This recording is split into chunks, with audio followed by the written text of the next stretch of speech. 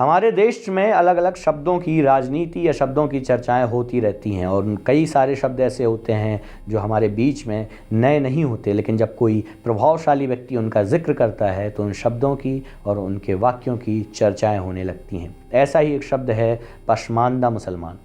पसमानदा मुसलमान कोई ताज़ा शब्द नहीं है, लेकिन हमारे देश के प्रधानमंत्री नरेंद्र मोदी द्वारा एक सम्मेलन में इसके इस्तेमाल के बाद पसमानदा के शाब्दिक, सामाजिक और इतिहास के संदर्भ में अर्थ को लेकर दिलचस्पी फिर से जाग गई है।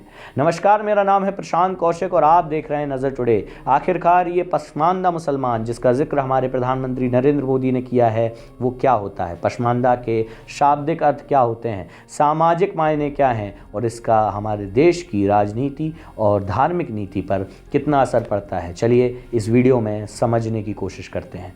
प्रधानमंत्री नरेंद्र मोदी ने मंगलवार को समाप्त हुई भारतीय जनता पार्टी कार्यकारिणी की बैठक में कार्यकर्ताओं से आह्वान किया कि वो वोट की चिंता किए बिना संवेदनशीलता के साथ समाज के सभी वर्गों से रिश्ता जोड़ें। इसी संदर्भ में बोहरा, पसमानदा मुसलमानों और दूसरे तबकों के खास तौर पर जिक्र की बातें कई जगह पर कही जा रही हैं। पसमानदा एक फारसी शब्द है जिसका अर्थ होता है वो जो पीछे छूट गए हों।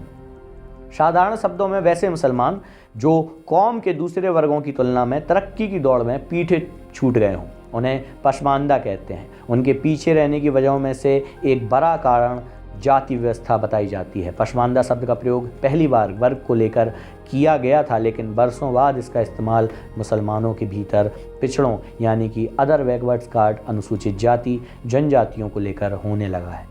क्या भारतीय मुसलमानों में जाति व्यवस्था की पैठ घर कर गई है? मुसलमानों का एक वर्ग हालांकि समुदाय में किसी तरह के जात पात, ऊंच नीच की बात से लगातार इनकार करता है और ये कहता है कि इस्लाम बराबरी में यकीन रखने वालों का मजहब है, लेकिन सच में ये है कि मुसलमानों के भीतर भी जाति व्यवस्था की पकड़ खासी मजबूत हो गई है। इस मुद्दे पर दो बातें अहम हैं।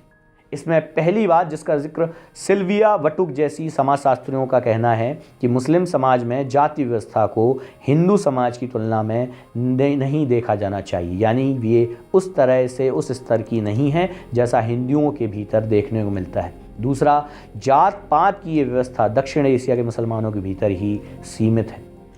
इसकी वजह ये बताई जाती है कि दूसरे धर्म के लोगों ने, जिनमें बड़ी तादाद हिंदुओं की थी, ने जब इस्लाम कबूल किया तो पुरानी परंपराओं और कुछ रूढ़ियों को भी अपने साथ लेते आए। इसमें एक जातिवाद भी शामिल था।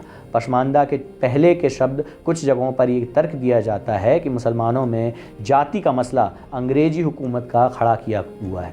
तर्क ये है कि अंग्रेजी सरकार ने सरकारी मुसलमानों के साथ मिलकर इसे अंजाम दिया ताकि वो कौम को बांट सके।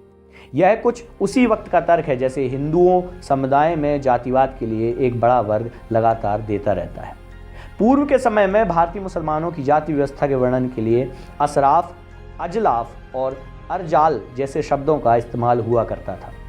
जाने माने समाजशास्त्री इम्तियाज अहमद ने इसकी व्याख्या करते हुए कहा था कि असराफ यानी उच्च वर्ग, जिनमें वैसे लोग शामिल हैं जिनके बाप दादा अरब, ईरान और अफगानिस्तान से ताल्लुक़ रखते थे। इनमें वो हिंदू भी शामिल हैं जो उच्च जाति के थे और उन्होंने बाद में इस्लाम कबूल कर लिया था। यानी असराफ समुदाय सवर्ण हिंदुओं की तरह मुसलमानों में संभ्रांत समुदायों का प्रतिनिधित्व करता है। इसमें सैयद, शेख, मुगल, पठान, मुस्लिम राजपूत, तागा या त्यागी मुसलमान, चौधरी मुस्लिम, ग्रहे या गौर मुस्लिम शामिल होते हैं। अजलाफ वो मुसलमान हैं जो निचली हिंदू जातियों से धर्मांतरण कर मुस्लिम मजहब में शामिल हुए थे। इसमें धोबी, दर्जी, हजाम, बुनकर या जुल्हे, तेली, भिस्ती, रंगरेज जैसे लोग शामिल थे। अजलाफ मुसलमानों में अंसारी, मंसूरी, कासगर, राइन, गुजर, बुनकर, गुर्जर, घोसी, कुरैशी, इदरिस, नाइक, फ़कीर, सैफ़ी, अलवी, सलमानी जैसी जातियां शामिल होती हैं। अरजाल वो दलित हैं जिन्होंने इस्लाम कबूल तो किया था।